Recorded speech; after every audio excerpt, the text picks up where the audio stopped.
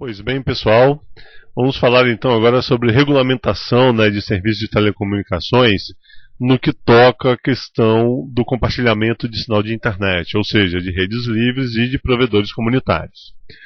O que é importante é citar que nós temos duas vertentes, né? Uma é que existe a resolução, né, que trata essa questão dos equipamentos de radiação restrita, que são os equipamentos, né, dentre eles, né, os equipamentos que nós utilizamos em casa, né, os radinhos, os roteadores, access points, né, e tal. Que logicamente existem outros modelos mais possantes, né, existem vários tipos de equipamento, cada um com variados tipos de potência, né, de frequência e tal.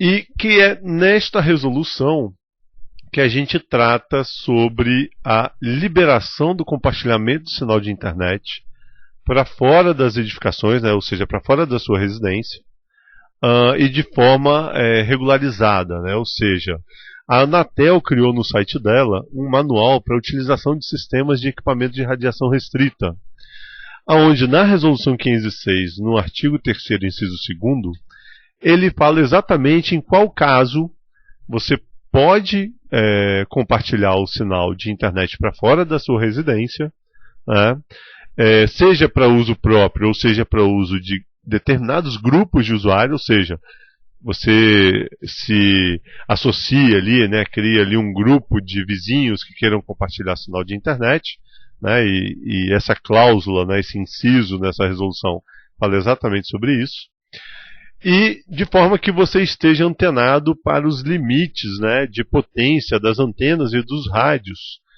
que são descritos também nessa resolução, na seção 9 e seção 10, né, e principalmente na seção 9, nos artigos 40 e 43, que fala exatamente dos limites de potência dos rádios e das antenas. Né. Então a resolução 506, ela permite de fato o compartilhamento de acesso à internet para fora das edificações, né, para fora da sua residência, mas ela também vem como premissa que você utilize equipamentos que sejam homologados pela Anatel, isso logicamente para efeitos de qualidade, para que esses equipamentos sigam, né, as regras que são definidas na regulamentação brasileira, e que também você não utilize o compartilhamento de acesso à internet, né, para esses usuários de forma lucrativa, ou seja, que você não faça ali a comercialização, né, a utilização comercial desse compartilhamento, né, para obtenção de lucro. Porque a ideia não é ter lucro, a ideia é você ratear os custos para que, inclusive, esses custos, né, garantam uma qualidade, logicamente, de acesso à internet melhor e valores mais baixos, né, rateado entre os usuários. A Anatel também pede, e aí é por uma questão de segurança do próprio usuário, que ela faça o cadastramento, né, o seu cadastramento e o cadastramento das estações que você está criando, que você está instalando e configurando para compartilhar esse sinal de internet. E aí lá tem algumas informações básicas, né, qual a frequência que você vai estar usando, as frequências Wi-Fi que são usadas no Brasil geralmente a 2.4 GHz e as frequências da frequência de 5 GHz, né? E uma vez você fazendo esse cadastro, você já passa a ter também uma garantia, um respaldo, uma segurança a mais, caso venha acontecer alguma fiscalização, né, alguma outra eventualidade de alguém querendo verificar o que você está fazendo ali naquela comunidade em relação ao compartilhamento de sinal Wi-Fi. A outra vertente, sem se utilizar os mecanismos, né, que a Resolução 506 de 2008 te oferece, é você de fato fazer o pedido, né, de uma licença de serviço limitado privado. Né. Essa licença ela tem um custo de R$400, é uma taxa única, né, e ela tem algumas burocracias para você fazer a solicitação dessa licença.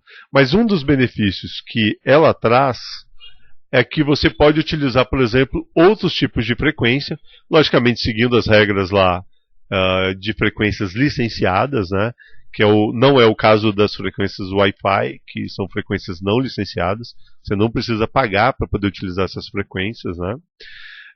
Mas na SLP você pode solicitar o uso de outras frequências, que aí sim, geralmente são pagas, né, e tem lá um cálculo que a Anatel faz, E também utilizar outros tipos de tecnologia, como, por exemplo, você poder passar fibra ótica comunitária ou outras infraestruturas cabeadas, né, que permitam você montar uma rede e aí compartilhar também o sinal de internet.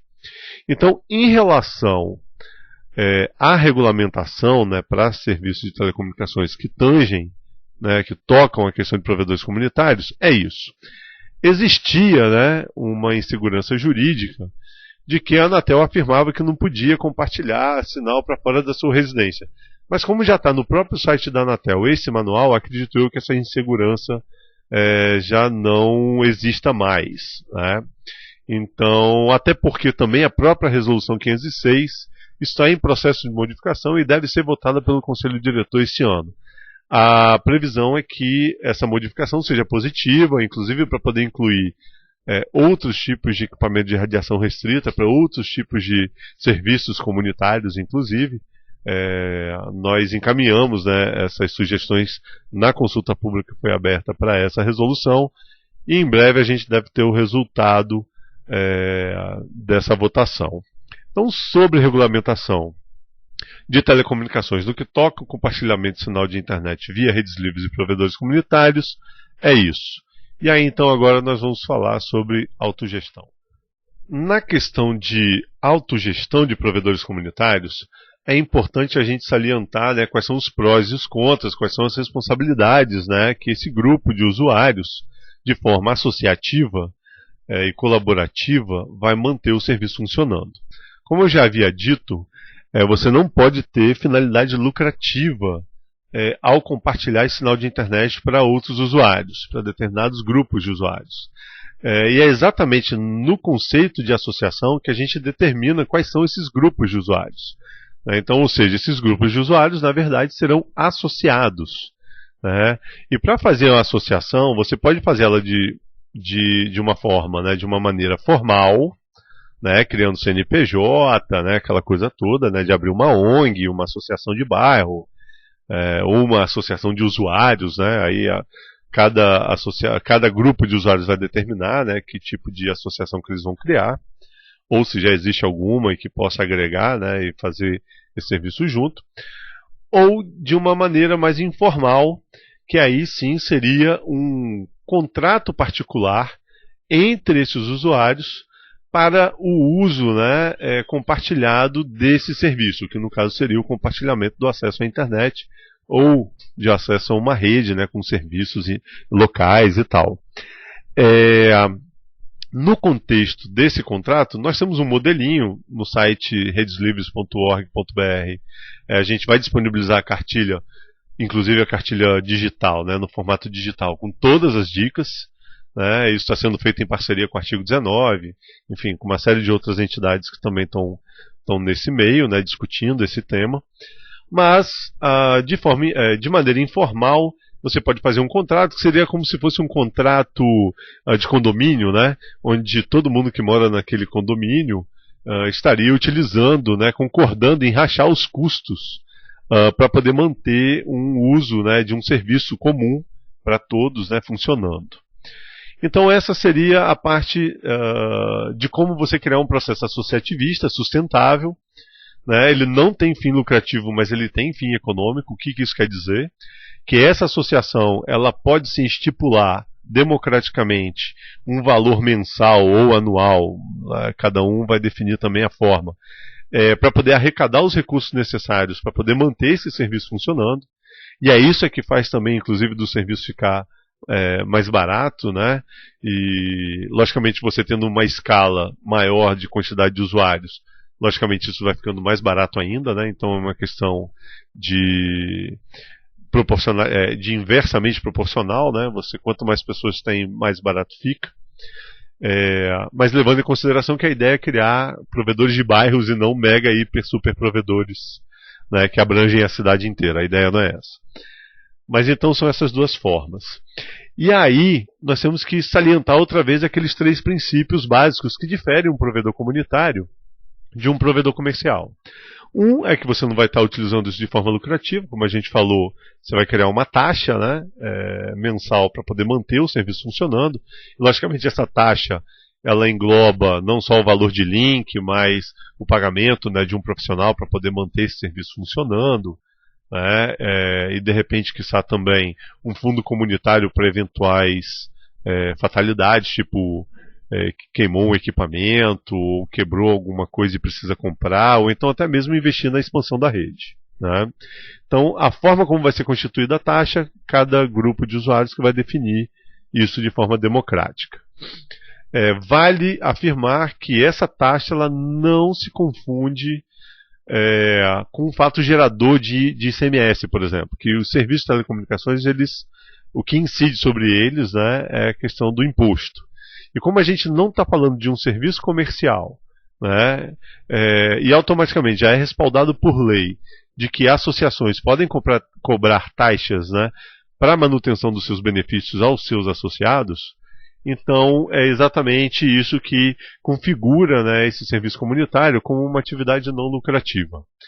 É evidente que as pessoas devem ser, vamos dizer assim, regidas pelos princípios da ética, né, da honestidade, de não ficar mascarando provedor comunitário de provedor comercial. Até porque isso dá um problema grave e muito fácil de ser descoberto, né, porque os usuários têm direito a voz e voto, e se eles se sentirem de alguma forma explorados ou usados, né, isso pode simplesmente virar um problema para a associação que estiver utilizando isso simplesmente para fim lucrativo, né? Ou seja, mascarando, né, um provedor comunitário de provedor comercial. Em relação a questões mais práticas e em relação à associação, só para fechar, na verdade,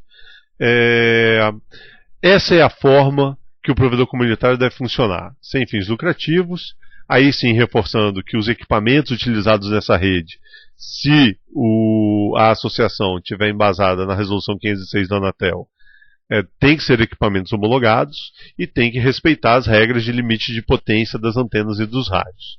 Então essas são as 3 regras que definem o que é um provedor comunitário e como é que ele pode funcionar dentro da legalidade. Né? No contexto ainda da parte de autogestão, o prestador de serviços, né, caso a comunidade queira fazer a contratação de um técnico comunitário ou mesmo até de uma empresa, né, para poder fazer a manutenção da rede para ela, essa relação sim é uma relação comercial. O que a gente coloca como sugestão é que de fato seja alguém da comunidade, porque isso facilita muito o processo, né, de comunicação e até de agilidade, né, da prestação do serviço, e ao mesmo tempo você valoriza, né, e cria um vínculo com pessoas locais e ao mesmo tempo incentiva o empreendedorismo, né, fortalece a economia local, enfim, uma série de vantagens caso vocês tenham um técnico comunitário. A sugestão é que esse técnico ele seja um microempresário individual a princípio. Né? É um faturamento que hoje tem um teto hoje em 2016 tem um teto de 60 mil reais, se não me engano, por ano, né? Bruto. E a única coisa que esse empreendedor tem que tomar cuidado é exatamente no valor total que ele fatura por ano.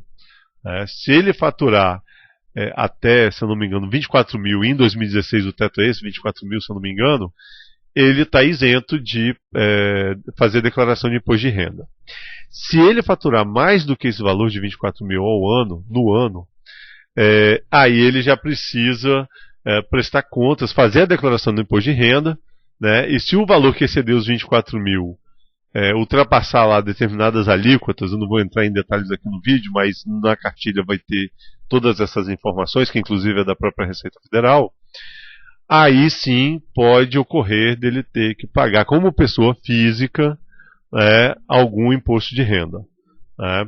Mas eu não vou entrar nos detalhes, e é só simplesmente ele saber que isso está relacionado ao valor total bruto faturado ao ano, mas que também existe uma forma dele estar isento, mesmo que ele ultrapasse o teto, né, máximo anual de faturamento para ser isento na declaração de imposto de renda, mas aí que envolve a questão dele ter livro fiscal, né, os lançamentos, né, contábeis de entrada e saída dos valores que ele faturou naquele ano, e aí então sim ele pode também ficar isento de pagamento de imposto de renda caso ele tenha esse controle contábil.